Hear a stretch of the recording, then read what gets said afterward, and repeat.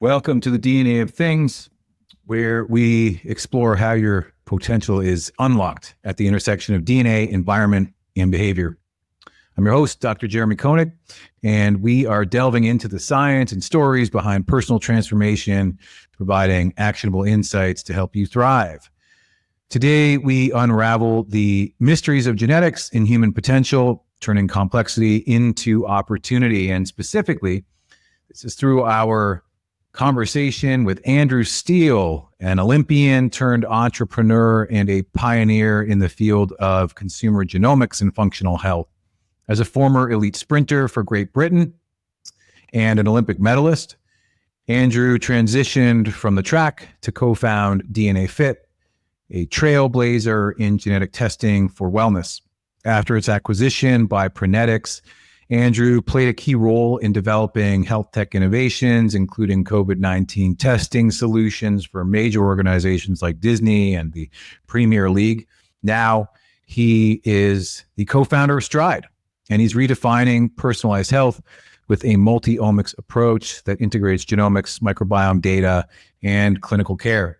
So in this episode, Andrew Steele takes us on a journey from the track to the lab, where he applies lessons from elite athletics to drive innovation in health optimization. We begin by exploring Andrew's Olympic career and how his experience with performance and resilience shaped his approach to functional health. He then shares the evolution of consumer genomics, the founding of DNAFit, and how Stride is revolutionizing personalized wellness by bridging gaps in health data, technology, and clinical care. And finally, we discuss the societal shift towards proactive health management and why now is the perfect moment for a paradigm change. You'll leave this conversation inspired and equipped with practical ways to think about your own health in the context of genetics, environment, and behavior. So it is my great pleasure to welcome Andrew Steele as this week's guest on the DNA of Things, a leading innovator in consumer genomics and functional health, a former elite athlete, a former Olympian. Andrew transitioned from sports to health technology, co-founding DNAFit, one of the first companies to offer genetic testing for personal wellness. Under his leadership, DNAFit grew rapidly and ultimately was acquired by Prenetics in 2018. As a senior leader at Prenetics, on the product side of things, Andrew helped their lab services develop a COVID-19 PCR test, supporting major clients such as Disney and the Premier League. So positioning him, obviously, as a now seasoned innovator to go on to start a new venture, Andrew has co-founded Stride, where he is building a comprehensive health platform combining genomics, microbiome analyses, and blood testing with personalized wellness and pharmaceutical services. His vision for Stride merges accessible, data-driven consumer health with the rigor of clinical care, redefining health management and prevention. Andrew's work centers on empowering individuals with actionable insights and a full spectrum approach to lifelong health. That's a mouthful. Andrew Steele, welcome to the DNA of Things. Thanks for the robust intro, Jeremy. Glad to be here. Well, you know, I figured I ought to do the legwork, just how far back our relationship goes. It was in my interest to catch up on what you have been doing for the benefit of listeners, because we've had some exchanges over going back from probably 2014. I had a venture focused on high performance, and we had some great conversations there. Had some synergies with key mentors and thought leaders like Dan Paff, for example. So I always knew I was in good company when I was talking to you. And, one of the things that you said to me at the outset of one of our calls recently is like, hey, you know what? The technology hasn't changed all that much. It's a little bit cheaper. We can get a little bit faster. Well, we can draw some more insights on it. But I think, people are getting to be a little bit more ready to invest in their health in this kind of multi-omics capacity. But, before we dive into that, tell me about the superhero behind this, right? Like, I don't want to just speed over the fact that you've got this Olympic experience. I'm really interested to hear, how you went Well, first of all, as much as you'd like to share about that journey, becoming Olympian, how you jump over to being a high-performing entrepreneur. So as much as you can share to contextualize, I think how important this mission is to you. I'm sure our listeners would really appreciate that. No, sure. Thank you. Listen, well, I mean, I have to peel back the layers of the memory nowadays to get back to the Olympic version of me. Who, nowadays I certainly don't run anywhere near as fast as I used to. But yeah, look, I used to be an Olympic sprinter. I was a 400-meter runner for Great Britain, and as you mentioned, I've trained, with various kind of very very highly regarded elite performance coaches over the years. My career in track and field, and I use the phrase career loosely because it's not exactly the most economically viable of sports unless you are really at the very, very top level. So some ways it felt very much like a hobby, not a career. But yeah, pleased to say I kind of spanned this sort of international career over about a period of about 15 years. And I was lucky enough to compete all over the world and at the pinnacle of sport, including the Beijing Olympic Games in 2008. But what that did for me, if I sort of join the dots looking backwards, to use the Steve Jobs quote, is that it kind of gave me a very interesting exposure to a lot of things which nowadays I'm able to use in my, post-sport professional life. I retired quite a long time ago now. I retired officially in 2016, but unofficially in 2013 when DNAFit started, really. And then, what sport does for you is quite interesting because you don't really gain anything which people normally call sort of these tangible hard skills for work life, for the rest of your life. I actually didn't go to higher education because of my sport. I didn't ever have any work experience outside of running around in a circle and working on my elite performance.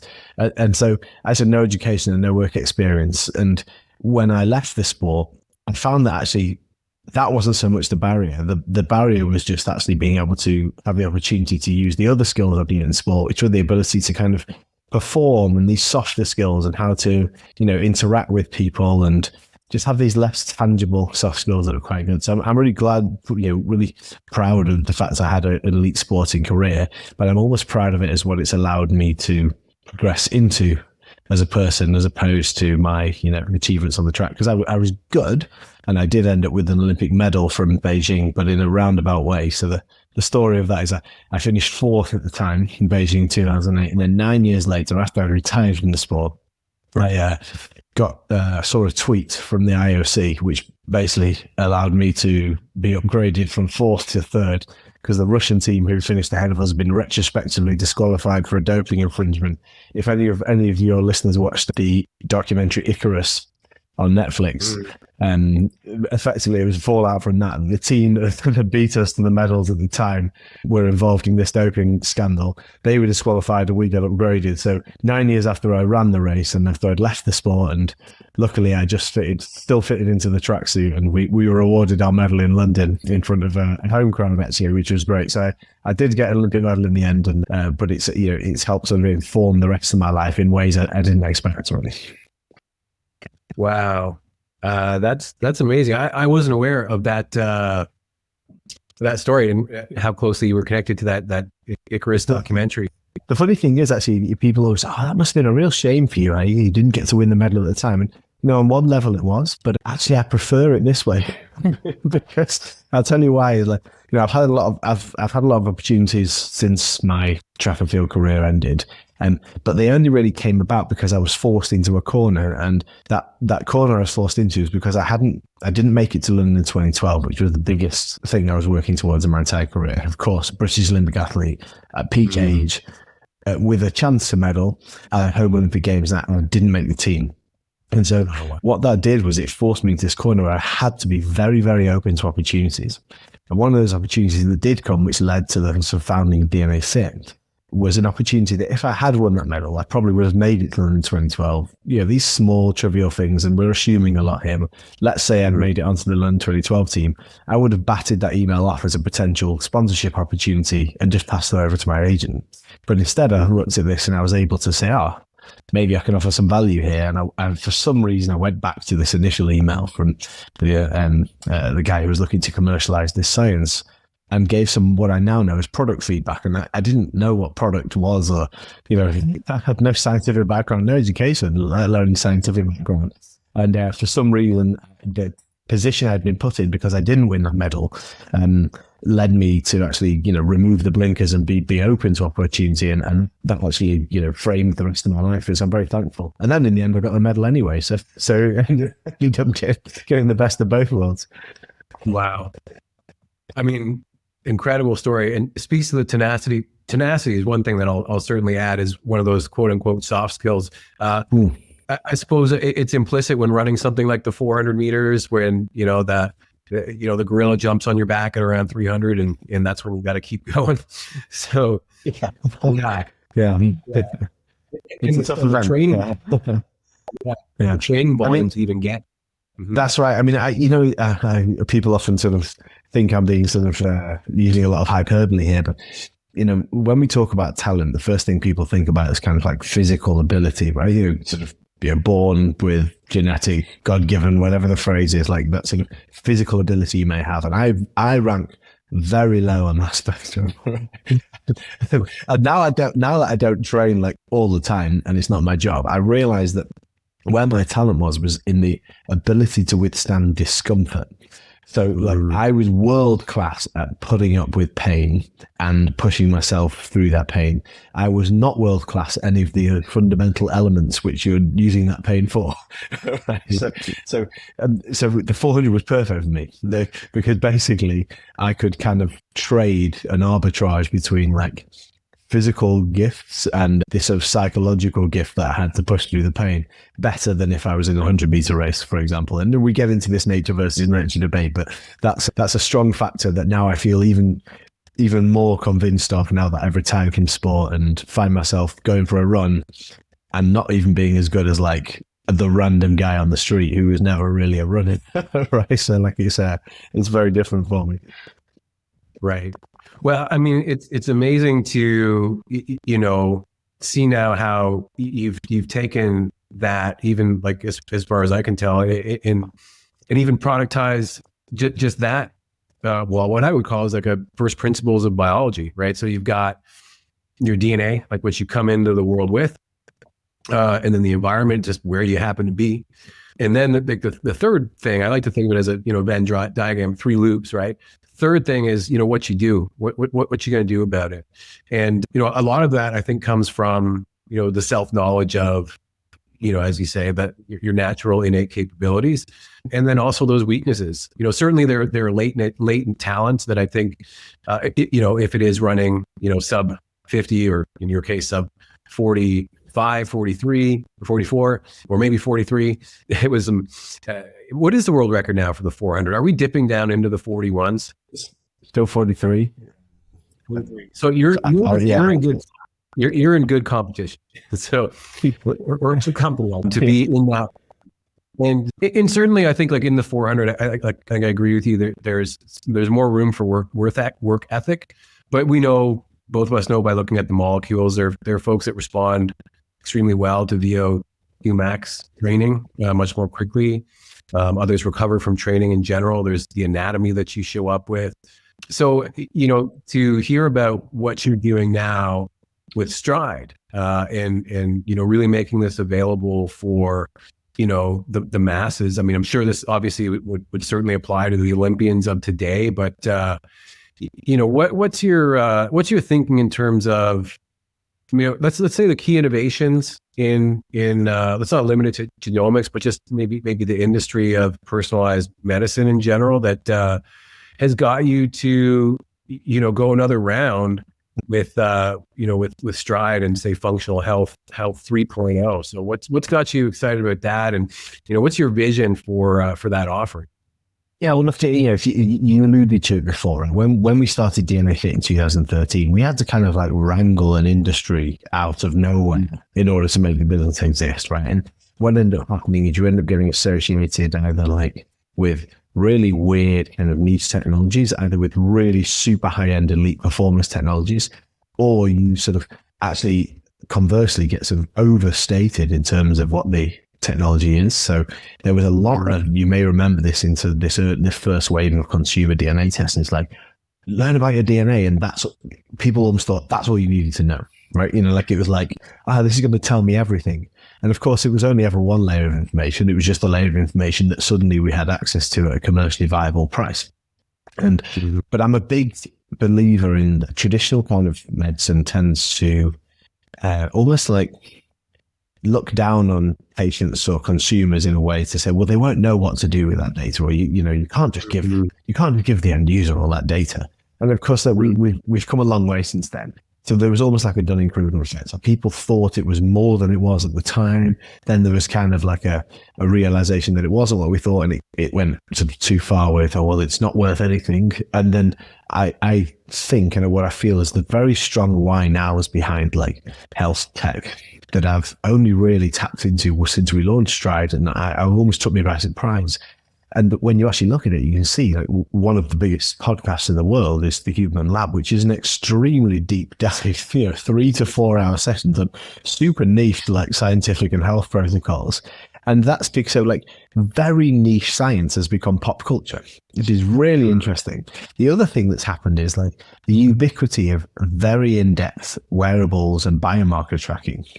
So, it's not the elite athletes anymore that are using the sort of the peak of this technology. It's the everyday consumer. Like the everyday consumer is tracking their HRV day in, day out, their sleep stages, their strain, whatever, thanks to Whoop, etc. All these guys, they've kind of created this level of sort of normalization of things that would have been considered really niche and really high end not that long ago at all. So it's very interesting. You can see that all of kind of consumer health and even consumer electronics are moving towards health, right? So Apple famously pushing health and medical device status into what you consider your sort of entertainment products. And then we also see this kind of movement where like gym as clinics, so the Equinox and Function Health tie-up and other partnerships, and people are no longer thinking of fitness as a way to build muscle, but as a way to like be healthier, and not be healthier for a distinct goal, but to constantly be healthy. So to do health for health's sake, as opposed to health for a defined end, lose this amount of weight or run a marathon this time. There's a really interesting societal shift. I know if you're an investor and you're looking at assessing business opportunities, why now is a really strong factor. And we were too early, with DNAFit, and then we made it less and less early, almost by our own will, just as you guys did with Athletigen. And nowadays, since I've launched Stride, you can see that kind of there's a way to frame this which is not overstating any effects. It's not relying solely on one single biomarker or one single test, but it's actually how can you put all this together in a meaningful sort of interoperable way to help people take sort of proactive ownership of their health.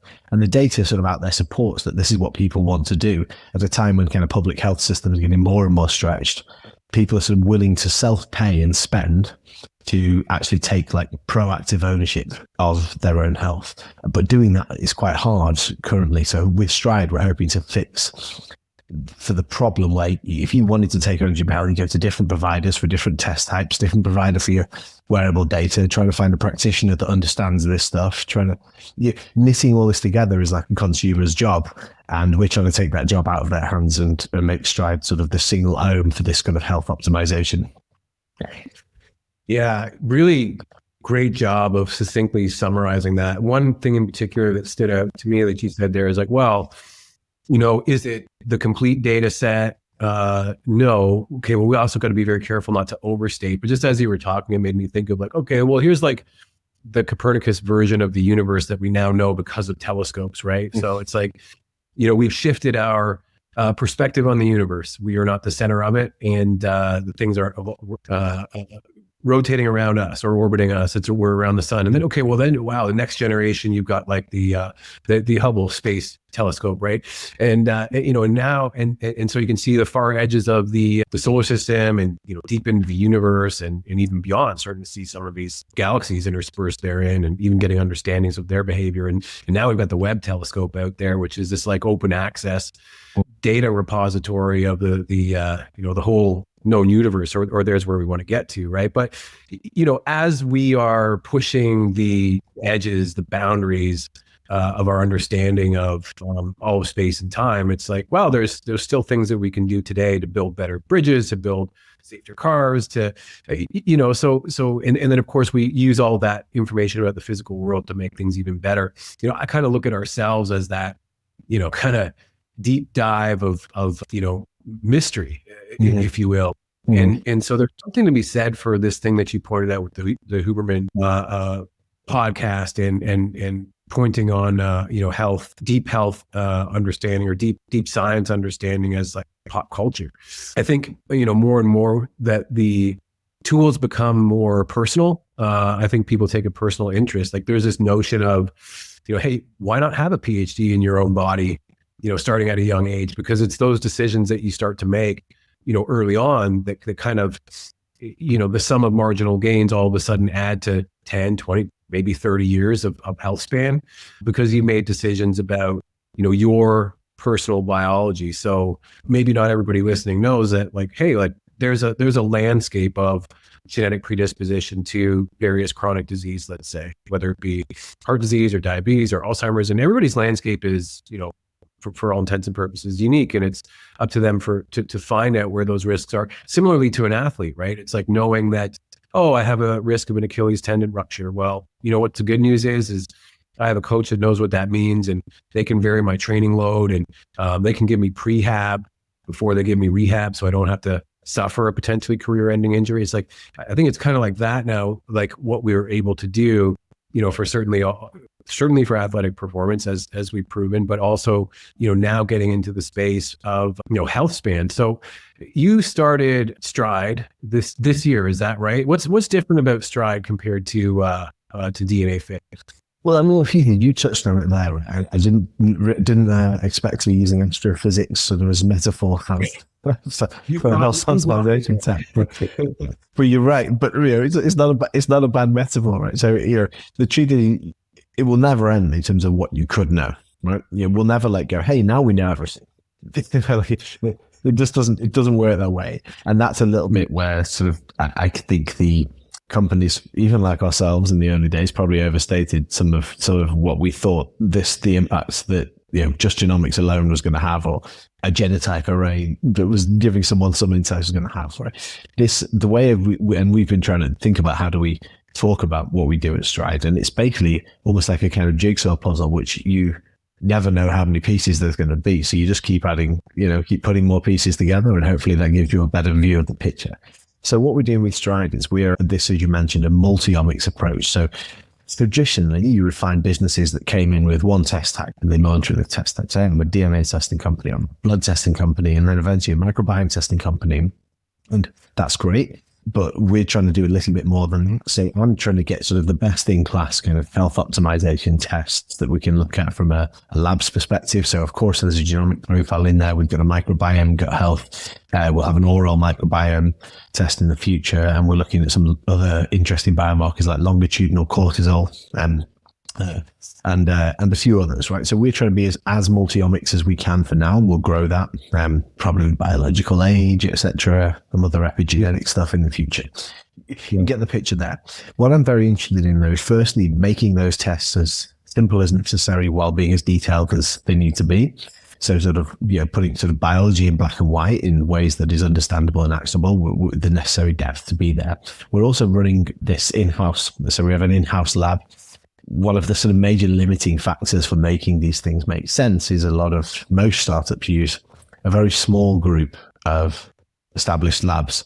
So therefore, everybody's selling kind of the same product in different ways through different brands. So it's very hard to make these sort of things work interoperably. So we're doing that, and that gives us some advantages in terms of what we can look at, what we can test for. But I'm not really that interested in just being a testing provider. What we try and do at Stride is, not just be, hey, you've got the information now, it's up to you. And that's like some of the promise of digital health was never really realized. I think because of that approach, testing companies going, you're empowered with your information, so see you later. Go figure it out for yourself. And then they go, okay, well, I've got this now. Which supplements should I go and buy? Or like, can I find a practitioner that understands this stuff and can help me make sense of this for my goal? My goal might be very different than the goal that's talked about in the report that I get, etc. So I'm trying to piece together a number of pieces. So we've got some follow-on products which are personalized, tailored supplements. We're making these supplements which are compounded liposomal liquids. So they're very, very highly bioavailable, and they have like a bunch of base ingredients and they can be adjusted based off the lifestyle and goals and off the lab test results. So that's quite cool as a sort of next step solution. But then we've also got a team of sort of functional health practitioners in-house, who can then offer this kind of handheld next steps and making sense of this lab testing data as you hopefully retest with certain tests, not with the DNA, but with the other omics. And we kind of help you, work towards a certain goal or a certain standard of life that you're trying to achieve.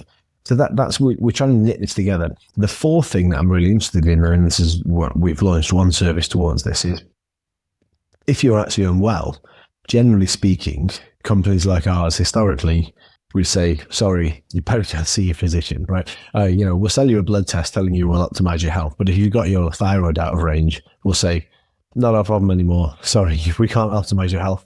Please go and burden your primary physician with this, your GP with this.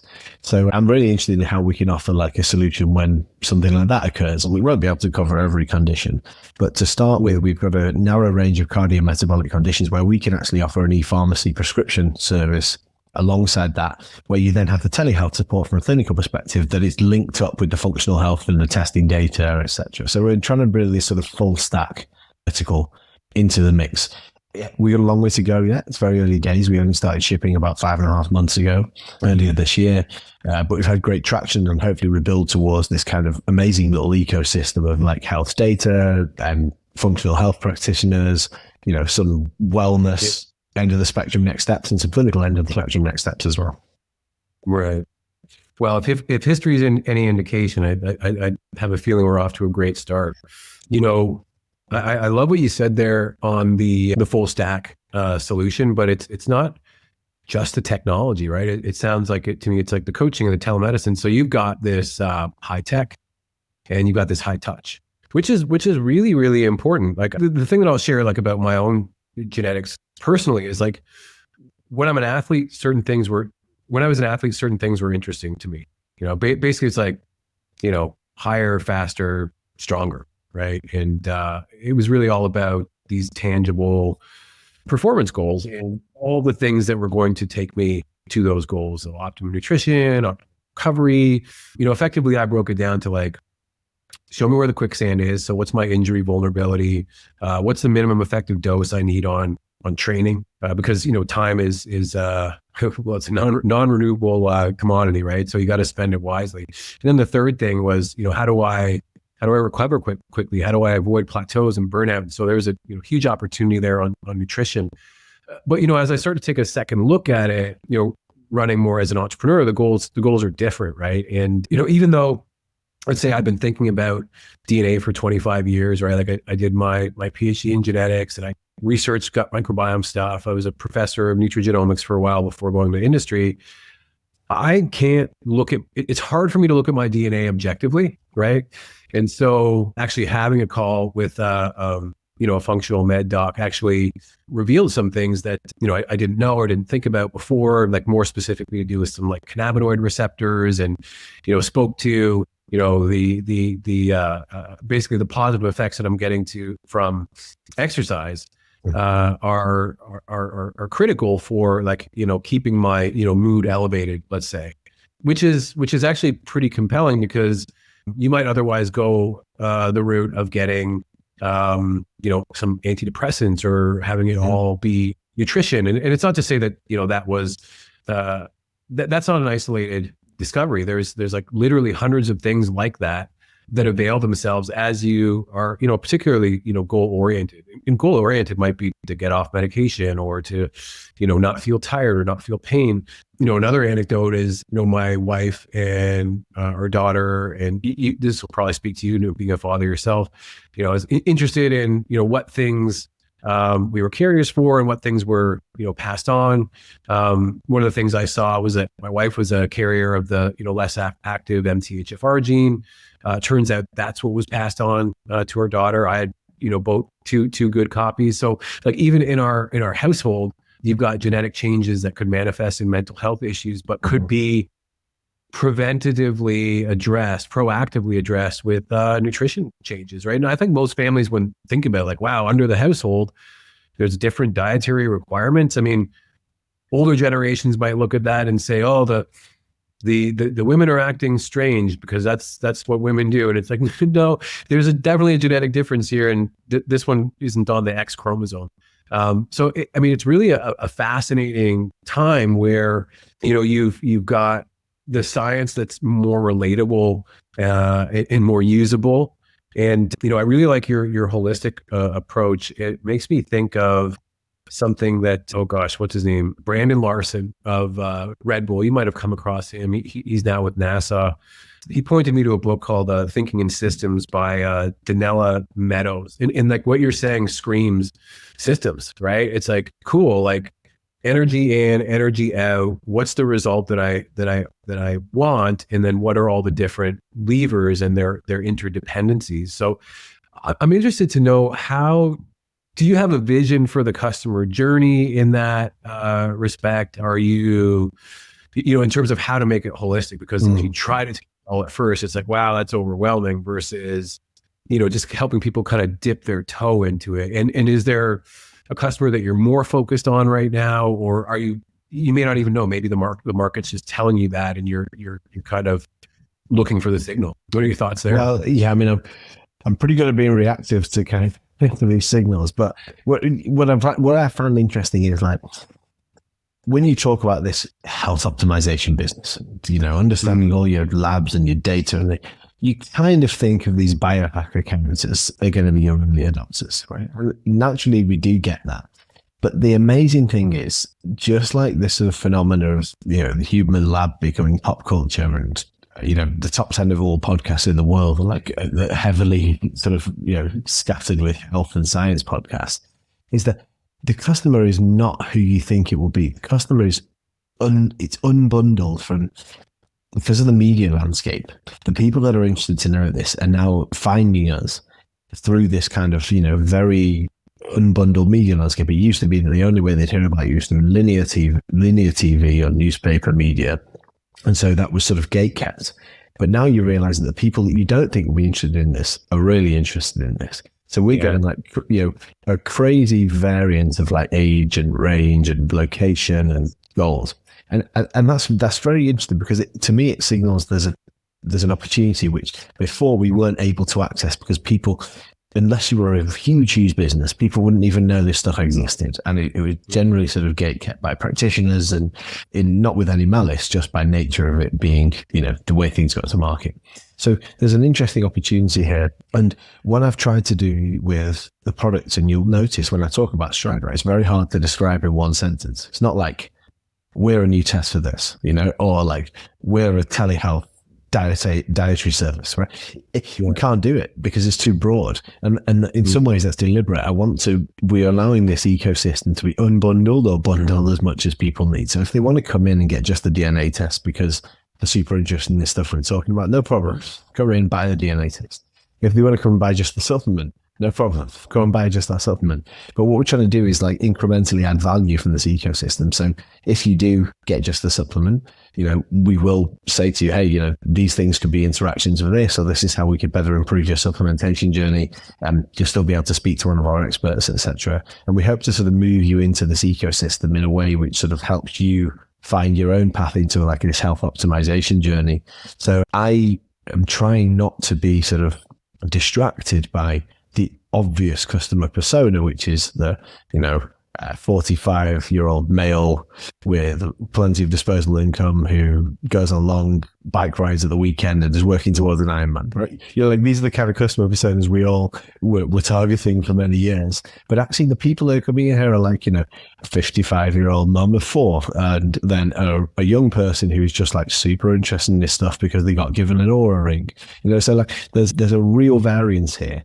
And that to me speaks to the potential upside on a societal level, because if people that you really did not expect to be engaged in this sort of health technology are coming to us and finding us and spending money with us, and we're not cheap, it's not a bargain service, right? It's a premium product, and it's a difficult product to make happen, then that tells me we can probably potentially move the needle in the long run. Because I think 3 out of 4 deaths worldwide are from chronic conditions. And, the fact that that's a good thing because it means we can do something about it, right? So, if there is this shift towards like young people now, they don't show off about how drunk they got on the weekend. They show off about how many workouts they did on the weekend, how much they meditated on the weekend. Like if this trend persists, it's a really powerful thing for sort of culture as a whole. And when I do think we'll look back at this sort of moment in 50 years' time, similar to the moment when like cigarettes started to go down, like that. Yeah, I think it's quite similar in terms of preventative health and obesity sort of management shift as well. So, these are big ideas and big visions, but they only get there through this cumulative effect of lots of small actions. And I think there's a very important societal shift happening. Yeah, so much there. I mean, just the fact that, well, you talk about the ideal customer persona, right? And it's like, it's almost like it's something that's, there's a reason there's terms like psychographic versus demographic, right? Like, what are these people thinking? Like, irregardless of age, what is it that makes them believe that they have more potential? And if they just had more knowledge about themselves, and again, it's that notion of like getting a PhD in your body, and more than that, it's like a practical and applied solutions where if we can make the product simple without obviously with keeping the, let's say, the integrity of the science, you get there faster, right? And stay there longer. I mean, it's like 100-meter runners used to go for half hour or hour long runs because that that was part considered fitness. But it's like, well, it's not specific to your goal. And one of Dan Pass's definition of fitness is it's the tendency or the capability of being capable of a defined task, right? Mm-hmm. So so what is fitness? I mean, that's like a whole thing. Well, fitness is being an awesome 55-year-old mom. Well, what does that mean, right? Yeah. I mean, but that's exactly it. Yeah, talk about this concept of health standards, not health goals. Like, and not even, I think in my eyes, it seems to me, not even 5 years ago, people would go to the gym because they were really into being strong, or really into being fast. They would go long running because doing endurance sort of aerobic actually because they had a specific, I want to lose this amount of pounds, I want to lose this amount of body fat, and now people are doing, I'm being healthy because it's going to give me longer health span, a longer life, and it's going to reduce my risk of Alzheimer's. So it's good. And that was really unheard of. And I know, like, so podcasts have done a lot of work towards this, and the sort of medicine 3.0 concept of Peter Attia's is very powerful. But it's something deeper, and COVID accelerated some of this thinking. As you point though, is what is fitness? What is health to someone? And to me, there is no difference between sort of wellness and health. It's just that those terms have been sort of misappropriated to wellness being kind of this kind of soft, squishy term around yoga and Goop and Gwyneth Paltrow and all these kind of random, somewhat sort of spiritual products. And then health has been talked about in this kind of bright light clinical manner of like, you're already unwell, ironically. And so, both of those misrepresent something. All there actually is like living healthily. And for each person, that might be something different. And as you said, being fit to someone is being able to, still get up early with their kids and do some activities. To other people, it's like, I need to run an Ironman, and I need to compete at the top level for that. And there was a role in all these technologies and all these things to play, but it shouldn't be overstated that only should happen in context with who that person is and what they're hoping to achieve. Right?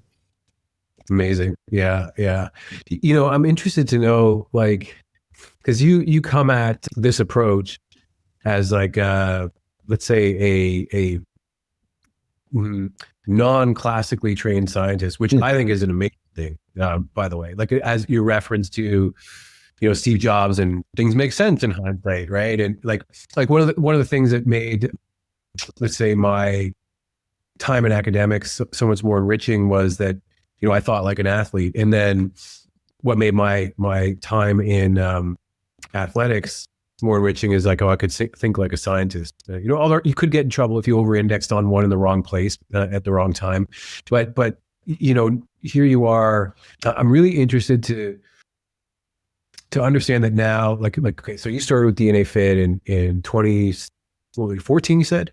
2013. 2013. Yeah, it's like almost 10 years, right? Mm-hmm. So, I would say that, your knowledge would rival many PhDs in so far as the omics space, in particular in the applied space. As you look back on your worldview previously, how has this, kind of changed the way you see it? I mean, if at all, but what I suspect is there's that some kind of, moment like the Matrix, when all of a sudden like Neo can he sees the Matrix for what it is. Was there a moment like that for you as you started to kind of go down into the omics rabbit hole, so to speak? Well, okay. Well, first off, thinker. I'm not even a non-classically trained scientist. I'm just not a scientist at all. I was exposed to a lot of science as an athlete, and I've certainly been, as you mentioned, very much able to come at this from the applied side of things. In some way, that's a benefit because I've been able to be sort of unshackled in terms of actually asking the right question to say, okay, what does that actually mean? How could a person actually use this? And I think probably if I had to sort of put my if I was forced to define where my skill is, I think I'm pretty good at understanding, scientific literature, but my best skill, I think, is being able to sort of distill that down into absolute layman's terms. That's where I found a bit of a niche. I think I can write it into good website copy or into product copy. And as I was sort of being chief product officer, that was generally what I did all day, every day. Speak to the science teams, get their version of it, translate that into a consumer version, and get approval that was still accurate and correct, right? So that, as a product manager, that was kind of what I did.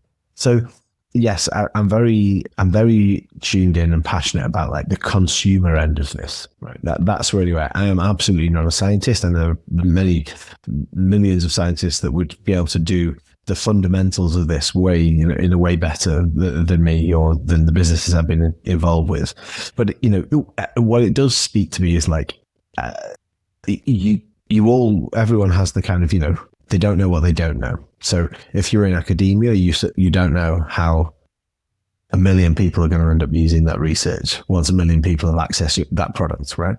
Yeah. And when you're an entrepreneur, you don't know the research that is being done that's not even been published, and you don't know the insights. I think before I came into this industry, I probably had, and this applies across everything, right? That when you aren't involved, you tend to overstate the expertise and how much people know.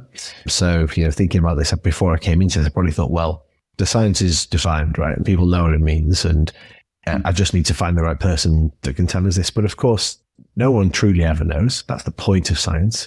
As we talked about in our astrophysics metaphor before, we will never complete this jigsaw puzzle, right? It adds the human body or for outer space, right? We'll never know everything. And so the stuff is always evolving. And I remember, there was some interesting points, probably while you were with DNAFit as well, where certain weight of research around some of the genes or the specific SNPs we would report on actually shifted and meant hey, the opposite is actually true than we used to think for this genotype or this allele, right? So, and it just shows you that this thing is a sort of shifting map. So if you overstate something, then you put yourself at risk and you put your consumers at risk. That's why you've always got to be able to, state this thing in context and put multiple information layers around this. So don't just say, hey, for your listeners that know your genomics, you've not got the ACTN that we're looking for, so therefore you can't be an Olympic sprinter. And that was my own personal experience, right? If we listen to early research in genomics, if you'd looked at my genotype on the ACTN3 gene, you would have said that guy can't be an Olympic sprinter. I didn't have the C allele, any copies of the fast twitch version of ACTN3, right? Mm-hmm. But of course, I won an Olympic medal in a sprint event, and I am absolutely not an Olympic sprinter according to that gene, which was very well researched in the early days. So you've got to have as many pieces of the puzzle as you possibly can, and you've got to never overstate the use of those, but you've got to somehow try to give like a consumer application from knowing that data. You can't just give data for data's sake. So that's the challenge of businesses and products in this space. And it's not an easy one to overcome. I've been doing this, as you identified, remarkably for over 10 years now. So, hopefully I'm getting a bit more practice at striking the balance. But, we're always learning, and every single day is a new thing to tweak or adjust as you go forward, just as in my sporting career too. Amazing. So you were with DNAFit from, let's say, so 13 to... When did you... 28? Yeah, so 2013 to 2018, we were acquired by Koenig. And then how long were you at Phonetics? And then another 5 years, 2018 through to end of 2022, basically. Yeah. Okay. So basically a 10-year tenure in this kind of health optimization game before I moved on. Yeah. Right. Okay. So 10 years. Where do you see yourself 10 years from, the founding of Stride? A totally unreasonable question, but let's try. No idea. Well, Yeah. I mean, if you see these kind of like crazy visions and roadmaps of founders and stuff, and then like some point in the future, someone says, "Oh, look, they were Nostradamus, and they were able to predict that this was going to happen." So occasionally, I think he's just throwing enough stuff at the wall, and hopefully one of them sticks. There was a famous roadmap document of Mark Zuckerberg's from all the early days of Facebook, which did a lot. And I think by this point, they were expecting to have one of their major products was going to be lasers. Some of the stuff he was right on, AI, large language models, but I remember one of the little capsules on his slide was lasers. And I think, if you're making a prediction like that, then you just don't know. Who knows what we'll see? I mean, I'm very interested by this kind of the move towards non-invasive monitoring. So, potential non-invasive glucose monitoring. I think that will go way further. I also think we will start to measure biomarkers without necessarily a dedicated wearable in some way. So I was speaking to someone today for a startup that's measuring respiratory rate just through your AirPods. And doing that accurately.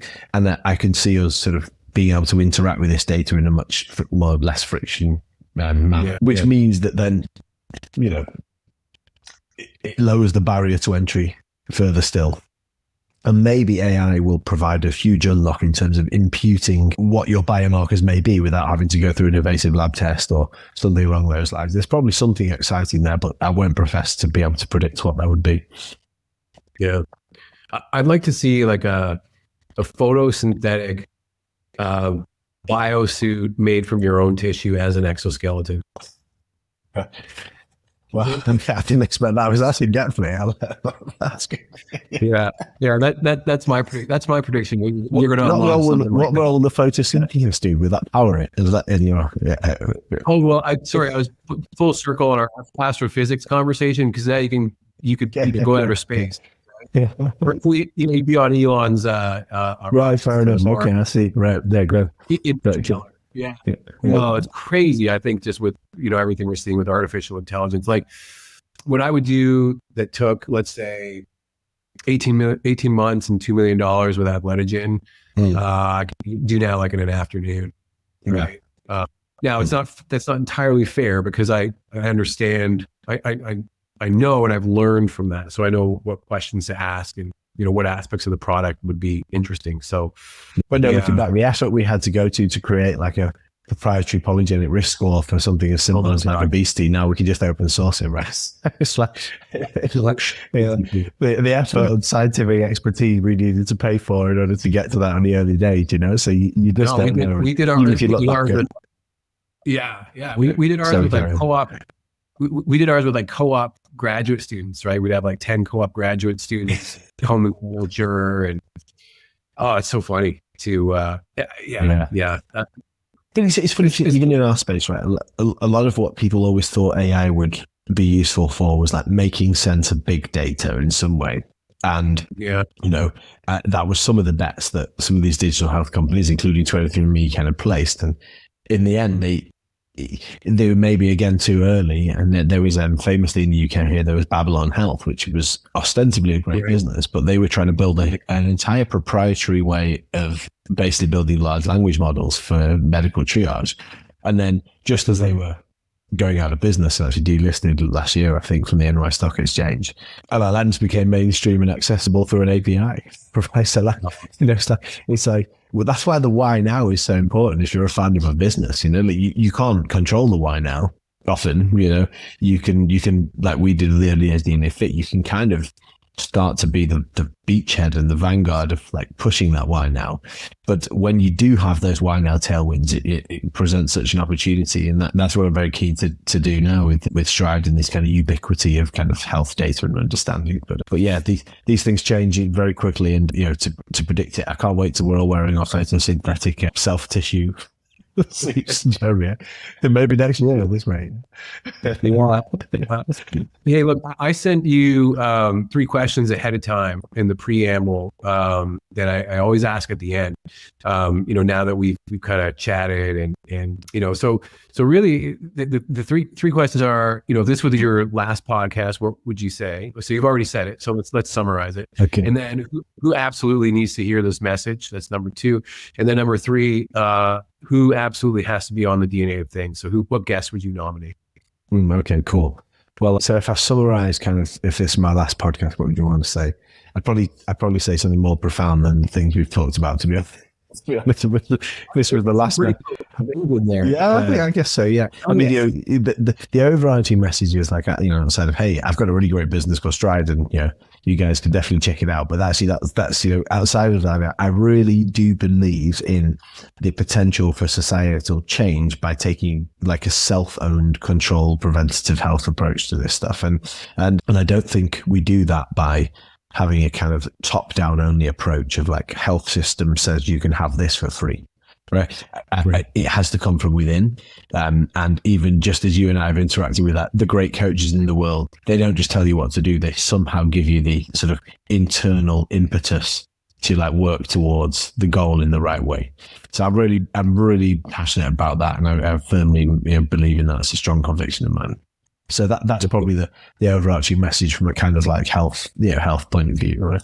So then, what was the second one of the 3? Which one person would we want this message to reach? Yeah. So number 2 is who needs to hear the message, and that's right. Who needs to hear it? That's right. So I think there's a lot of people that probably already hear this message and already believe in it, and I'm interested in the people that don't already know that even is a message that exists. I think and this is interesting. There's ways to look at this. When you try to sell a product, it's tempting to speak to the users that you're getting exactly where they are currently, but most people are buying a product because they want to be a level above that or a bit further along. So I think the people I'm trying to reach probably look like they're 1 or 2 levels on the ladder down from where our brand is positioned and how we speak to people. But that's deliberate, and because you need to be aspirational to make something exciting, it needs to be aspirational, and that's how you get people to make a change. So the people I want to hear this, probably those that don't know that kind of health optimization, all these technologies exist and how accessible they actually are.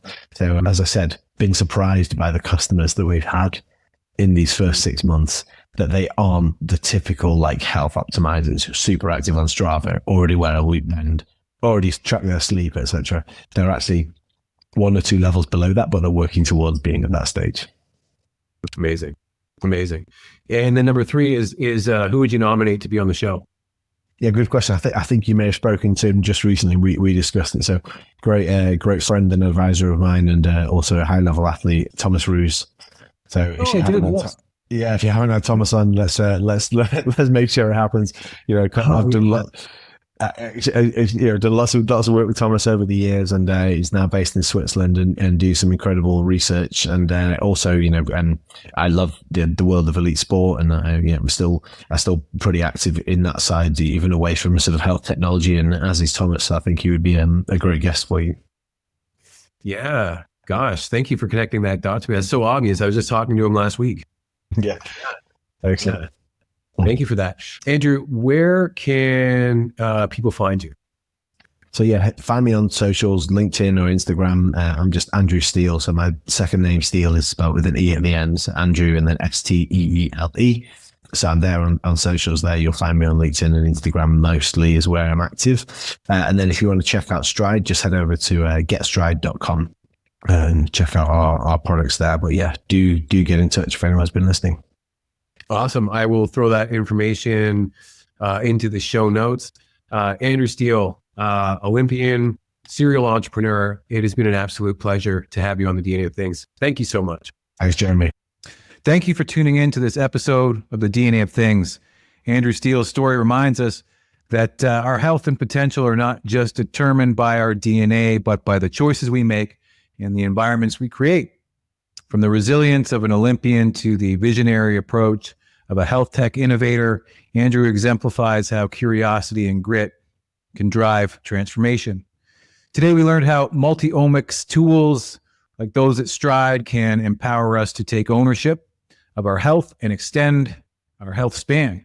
Andrew's insights show that optimizing health is no longer just for athletes or biohackers. It's for anyone ready to invest in themselves. The actionable steps he outlined can help you build a foundation for better health starting today. If you found this episode valuable, please share it with someone who's ready to unlock their potential.